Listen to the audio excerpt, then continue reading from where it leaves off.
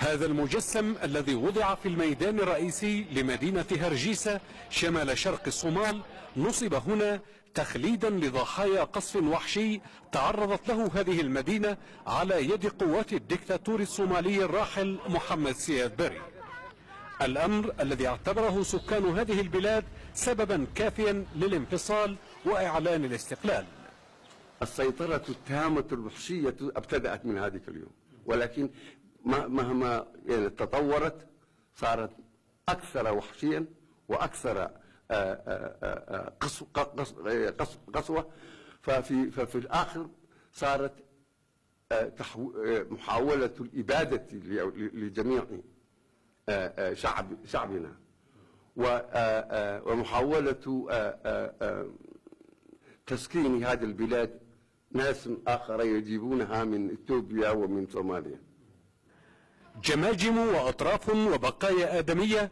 يقول زعماء أرض الصومال إنهم لا يزالون يستخرجون المزيد منها من مقابر جماعية دفن فيها عشرات الألوف ممن قتلوا في حرب إبادة استهدفت سكان شمال شرق الصومال تحديدا، على الرغم من أن سعير الحرب الأهلية امتد إلى كل جزء في الصومال.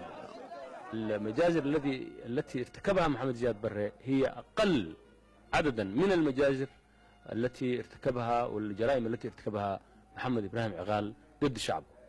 هذا الشريط الوثائقي الذي تنفرد الجزيرة ببثه يظهر الحاكم العسكري لشمال شرق الصومال الجنرال مورغان وهو صهر الدكتاتور السابق سياد بري، وذلك أثناء اجتماع يقول البعض إنه أعطى من خلاله الأوامر لقواته لشن الحرب على سكان هذه البلاد.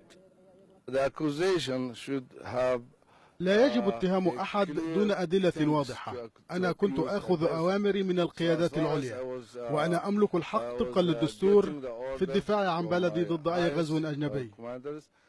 لعل منطقة أرض الصومال قد تضررت بالفعل، لكن مقديشو تظل في رأي عديدين أكثر الأماكن تعبيرا عما ألحقته الحرب بالصومال من ويلات ودمار. لم يبق في مقديشو غير الخراب سوى أشباح الموت وروائح الدم والبارود. أنور العنسي، الجزيرة، مقديشو.